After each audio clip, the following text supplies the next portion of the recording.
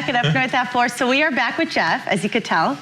In person this time. Yeah. He was here yesterday. You're always in my ear. That's right. I forgot. It was so long ago, Agnes. Today's a very special day. You know why? Why? Why's that? Because we're going to talk about his actual experience. Oh, very cool. Okay, well, what do you want to know? So let's start with the first. Do you remember the first one? Yes, I do.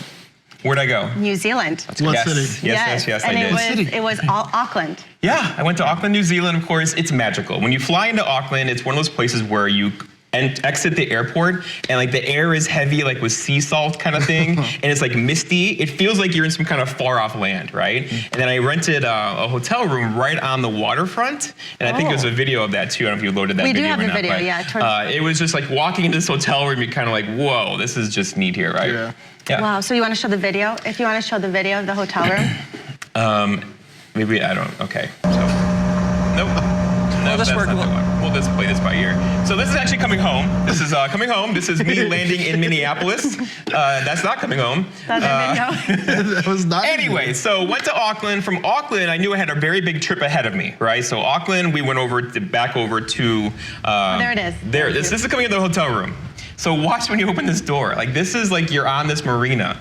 And it's just like one of those moments like this is a really cool hotel, you know? Wow, it almost looks like you're on a cruise. There it is. Well, the cruise ship port is right there. So actually the cruise ship pulled in the next day and like people's balconies were like even with mine. And we were like talking over like across the air to the boat. Wait, no, I was going to say, you had to see boats It cross was by kind all of cool. day. Yeah, it was really, really cool.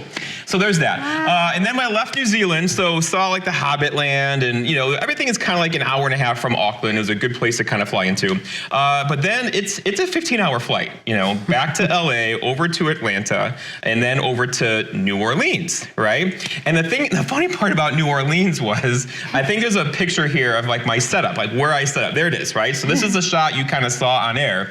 But like 2 minutes after this tour bus pulled up, and that's the next shot here, I believe. And there's the bus. Yep. So I'm like, oh no. And they have like tubas and like saxophones. So I'm like, what are you guys gonna do with those? Like, oh, we're gonna play a thing. And I'm like, you're gonna play a thing? I'm going live here in 8 minutes, right?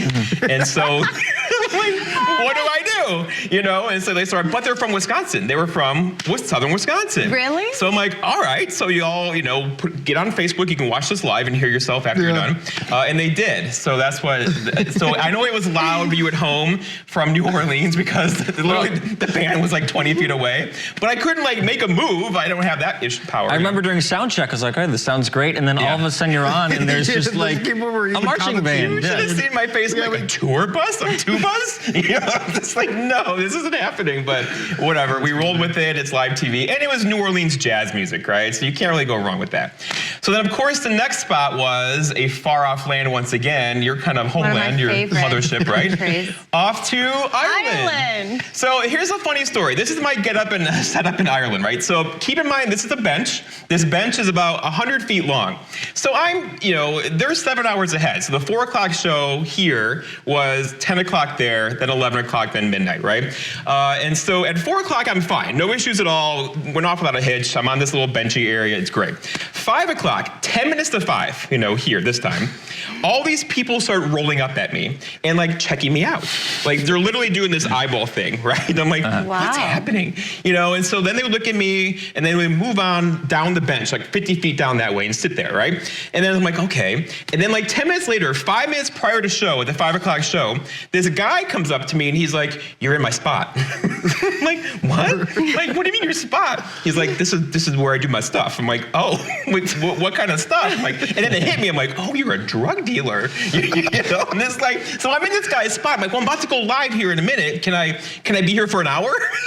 And he said yes. He said yes. Wild. So the people coming by were checking me out because they're like, I don't look like a dealer. You know what I mean? I had my tag on me and, you know what I mean? I was dressed like nicely. So they're all just like, they were checking me out because they're like, you can't be the guy with the camera. It can't be my dealer. Right? So yeah. Anyways, I didn't feel unsafe at any moment, but I just happened to pick out of all the benches in Ireland, this guy's spot. And I was like, Geoff, you are just a very lucky guy. I feel like there's quite a story. It was a moment. I was like, okay, I feel safe. I think I'm safe, but let's just do this. It's 5 minutes prior to show. So what do you do, right? Wow. The show must go on. Maybe we'll take some time to unpack that. Let's take a break. We'll be right back. Just think that one over. You're in my spot.